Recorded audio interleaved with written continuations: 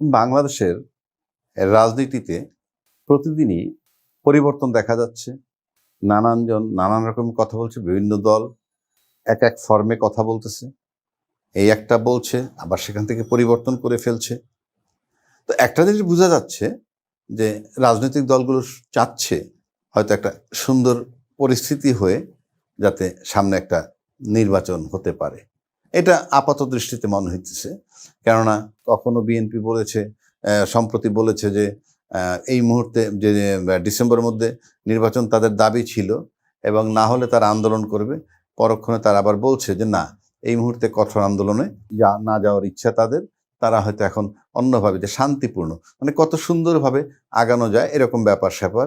এবং বিভিন্ন সংস্কার কমিটির সাথে ঐক্যমত্যের কমিটি, তাদের সাথে কথা চলছে, বলা হচ্ছে। এতে জিনিসটা মানে আমি পজিটিভলি দেখতেছি।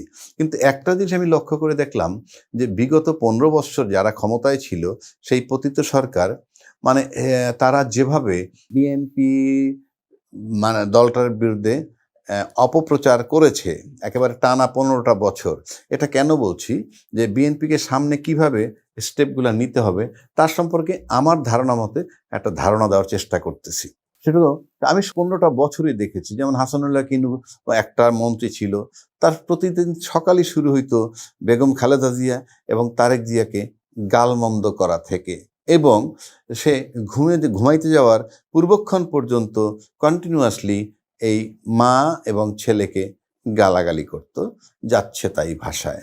আর পতিত প্রধানমন্ত্রী তিনি বলতেন একটা কথা, এতিমের টাকা মারছে, এতিমের টাকা মারছে, যেটা সম্পূর্ণ একটা ডাহা মিশা এবং অবাস্তব একটা কথা। কিছু ত্রুটি হয়েছে যে এক অ্যাকাউন্টের টাকা আর এক অ্যাকাউন্টে রেখেছে, সেই টাকা হয়তো 3-4 গুণ হয়ে গেছে, অথচ তাকে 7 বৎসর কারাগারে থাকতে হয়েছে এজন্য, এবং নির্মম আচরণ করেছে। এই 15 বছর আমরা এগুলা দেখেছি। তারপর কত নেতা গুম হইল, হত্যা হইল, সব আমরা দেখেছি, বিনা বিচারে হত্যা, সব দেখেছি। আমি দেখেছি কেন, বিএনপির লোকেরাও দেখেছে। কিন্তু প্রশ্ন হচ্ছে এই 5ই আগস্টের পর যখন পতিত হইল এই সরকার, তারপর থেকে আজকে পর্যন্ত ওই রকমভাবে আমি বিএনপির তরফ থেকে কখনোই ন্যাক্কারজনক কোনো কথা, নেগেটিভ কোনো কথা শুনিনি। কোনো গালাগালি শুনিনি, গালমন্দ শুনিনি, বাজে কথা শুনিনি, ইত্যাদি ইত্যাদি। পাশাপাশি ইনক্লুসিভ নির্বাচন করার ব্যাপারেও তাদের সায় আছে। আমি জানি না, এটা তাদের সরলতা হতে পারে। তারা হয়তো ভাবছেন বা আওয়ামী লীগকে বাদ দিয়ে নির্বাচন করলে সেটা শুদ্ধ হবে না বা গ্রহণযোগ্য হবে না, কারণ ইতিমধ্যে ইউটিউবের বহু লোক আছে, 3 কোটি তাদের ভোটার আছে, এই ধরনের আলোচনাও চলে। এইসব আমি কোনোটাই সেটা চ্যালেঞ্জ করতে যাচ্ছি না। কিন্তু আমি যে বিষয়টা ভাবতেছি যে মানে এই ধারণা কেন তাদের হলো। যেমন আমরা সম্প্রতি একটা জিনিস দেখি যে প্রত্যেকটা ঘটনা আমাদের খেয়াল রাখতে হবে। আমরা মার্চ টু গাজা আমরা একটা সমাবেশ দেখেছি, অসম্ভব সংখ্যক লোক, প্রচুর লোক, এবং মূলত সেখানে মুসলমান, বলবো মুসলমান তো আমরা সবাই, কিন্তু ইসলামী ফোর্সের বা ইসলামী যে দলগুলো তাদের সমাবেশটা মূলত হয়েছে। এখন প্রশ্ন হচ্ছে যে এটা একটা ভালো জিনিস, যদি আমি এটা নিয়ে বলছি যে আজকে আপনাদের এত শক্তি, এত ক্ষমতা প্রদর্শন করলেন, কিন্তু শেখ হাসিনা যে গত 15 বছরে যে জুলুম করছে তখন এই ফোর্সটা কোথায় ছিল, এটা বলেছি। কিন্তু এই যে শক্তিটা ওনারা দেখাইলেন বা ফোর্সটা সমবেত হইলেন, তারা হয়তো সরল বিশ্বাসে এটা করেছেন, এবং এখানে অনেক দামি দামি লোকও গেছে, রাজনৈতিক লোকজনও গেছে, সুপরিচিত লোকজন গেছে ইসলামী ফোর্সের এই ডাকা সমাবেশে। কিন্তু প্রশ্নটা হলো এই যে সমাবেশটা হলো, এই সমাবেশ হওয়ার পর বাংলাদেশে কিন্তু যাদেরকে দীর্ঘদিন ট্যাগ লাগাইছে শেখ হাসিনা, এই ট্যাগ লাগানোর লোক কিন্তু এরা, মানে এদের বিরুদ্ধে ট্যাগটা লাগিয়েছে ইসলামী ফোর্সের বিরুদ্ধে। কিন্তু আজকে আমার কাছে মনে হয় যে এই যে ইসলামী ফোর্স, এই ইসলামী ফোর্সটার ভিতরে আমি জানি না, আমার কাছে ডেটা নাই, সেখানে যে আওয়ামী লীগের লোকজন ছিল না আমি কেমনে বুঝবো? এখন প্রশ্ন করতে পারেন আওয়ামী লীগের লোকজন ওখানে গিয়ে লাভটা কি? আওয়ামী লীগের লোক গেলে একটা বিরাট গ্যাদারিং হলো। সেই গ্যাদারিংটা কি, যে আওয়ামী লীগ যদি শো করতে চায় বিশ্ববাজারে যে বাংলাদেশে দেখেন যে ইসলামী মৌলবাদের বিরুদ্ধে আমি ছিলাম, ইসলামী ফোর্সের বিরুদ্ধে আমি ছিলাম, তারা কিন্তু এখন জাগ্রত হইতেছে বিকজ অফ ইউনুস গভর্নমেন্ট। সুতরাং এটা একটা বার্তা দেয়া যে তাকে ক্ষমতায় রাখা যাবে না, তাইলে ইসলামী ফোর্স বা এক্সট্রিমিস্ট, যেটা শেখ হাসিনার ভাষায়, তারা আসতে পারে। আমি এটা বলছি যে আসবে কি আসবে না, হবে কি হবে না সেটা না, কিন্তু প্রশ্ন হচ্ছে প্রত্যেকটা ঘটনার ভিতরেই এক বা একাধিক কারণ থাকে। তার একটা হইলো এটা, সেটা হয়তো যারা আন্দোলনের ডাক দিয়েছেন, মানে সমাবেশের ডাক দিয়েছেন সরল বিশ্বাসে, কিন্তু সেটাকে পতিত সরকার অন্যভাবে ক্যাশ করেছে। একইভাবে যদি আমি বলি, আজকে যেমন ছাত্ররা চাচ্ছে সংস্কার, বিচার, তারপরে নির্বাচন। আমি রাজনৈতিক দলের কথাগুলো বাদ দিয়ে দিই। ইদানিং জামাত ইসলামও যেমন রোজার আগে নির্বাচন চেয়েছে, আবার তারা বলছে এই সংস্কার, বিচার এগুলা চেয়েছে, এগুলা না হইলে তারা নির্বাচন করবে না, এটা এই শর্তগুলা মেনে করতে হবে। আর ছাত্ররা বলেছে এগুলো না হলে নির্বাচন করতে দেবে না। এখন প্রশ্ন হচ্ছে, শেখ হাসিনা যে নির্মম মহিলা ছিলেন, সে যখন ক্ষমতাতে চলে গেছে, উনি নিশ্চিত হয়ে গেছেন ওনার পরিবার, উনি এবং ওনার পরিবার বোধহয় বাংলাদেশের মাটিতে আর ক্ষমতায় আসবে, এটা উনি মোটামুটি নিশ্চিত। এখন ওনার যে ক্যারেক্টার আমরা দেখেছি সেটা হলো এই, যে আমি যদি না খেতে পারি আরেকজনকে খেতে দিব না। সুতরাং এই মুহূর্তে বাংলাদেশ যাচ্ছে তাই বাংলাদেশ হয়ে গেল, তার কিছুই আসে যায় না। এই বাংলাদেশ টুকরা টুকরা হয়ে গেল, তার কিছু আসে যায় না। এটা হলো তার জেলাস বা হিংসা, এই নেচারের মহিলা সে। এখন প্রশ্ন হচ্ছে যে বিএনপি এবং আওয়ামী লীগ, আমরা সবসময় দেখছি যে এটা আবাহনী মোহামেডানের মতো লড়াই, আবাহনী এবং মোহামেডান। মানে অর্থাৎ আমরা দেখেছি আবাহনী মোহামেডানের ভিতরে কেমন লড়াই থাকতো।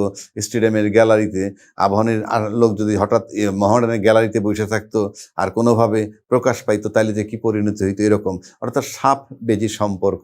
এবং আজকে হয়তো বিএনপি মনে করতেছে যে এরকম একটা পরিস্থিতিতে যদি নির্বাচন হয় এবং ছাত্ররা একটা দল করেছে, জামাতও ভালো করে তাদের প্রচার প্রসারণা চালাচ্ছে, সুতরাং সামনে যদি এমন একটা পরিস্থিতি হয় যে ইলেকশনের জন্য ভালো ভোট দরকার, যেহেতু ইতিমধ্যে ইউনূস সাহেবের একটা সমর্থন দেখা যাচ্ছে, আবার কেউ কেউ বলতেছে ইউনূস সাহেবকে 5 বছর দেখতে চাই, এই সব কিছু মিলিয়ে একটা চিন্তা ভাবনা আসতে পারে যে সামনের ইলেকশনে হয়তো বিএনপি ভাবতেছে যে আওয়ামী লীগের সমর্থন যদি পায় সেটা তাদের জন্য মঙ্গলজনক, লাভজনক। কিন্তু আওয়ামী লীগ এমন একটা দল যার ভিতরে, যেহেতু বললাম 15 বছর আওয়ামী লীগ বিএনপির নিন্দা করছে, অথচ বিএনপি তার উল্টোটা করছে, অর্থাৎ কোনো নিন্দা করতেছে না। সুতরাং আওয়ামী লীগরে মানে বিশ্বাস করে সেটার একটা বেকায়দায় যে পড়বে না, তার কোনো গ্যারান্টি নেই। এই কারণে যে আওয়ামী লীগ তো আর ক্ষমতায়, মানে শেখ হাসিনা পরিবার ক্ষমতায় আসবে না, সুতরাং সেও চাইতে পারে বিএনপি যাতে কোনোভাবে ক্ষমতায় না আসে, কারণ সে যেহেতু আসবে না, সুতরাং এখন আর দেশের প্রতি তার মায়া নেই,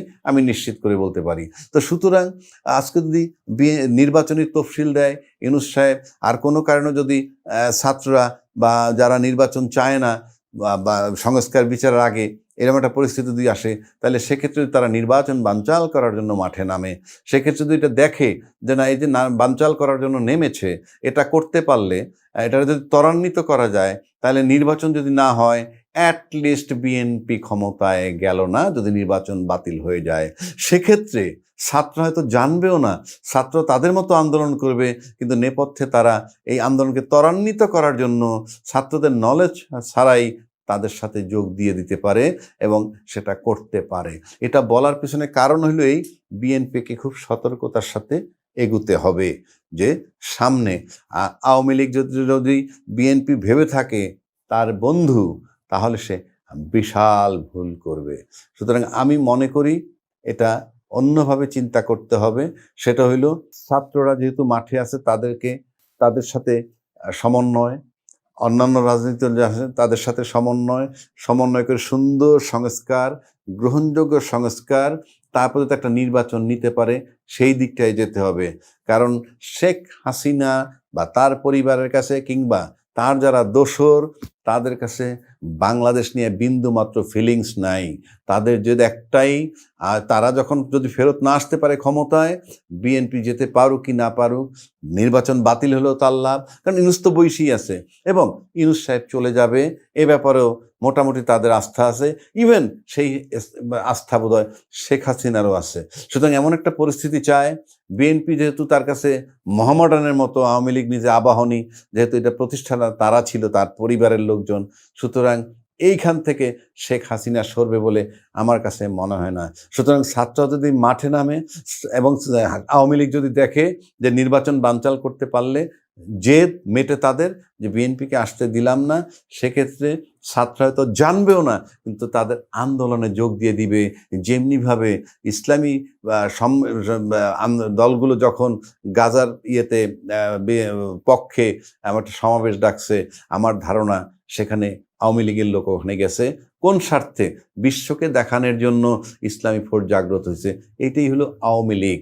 যারা করেছেন তারা সরল বিশ্বাসে, কিন্তু তারা যে গেছেন সেখানে এই সমস্ত দূরভিসন্ধি থাকতে পারে, কারণ এটা হইল আওয়ামী লীগ। সুতরাং বিএনপিকে মাথায় রাখতে হবে কিভাবে সুন্দর কৌশলে ইউনূস সাহেবের কাছে থেকে নির্বাচনটা আদায় করে গন্তব্যে বা লক্ষ্যে পৌঁছাতে পারে।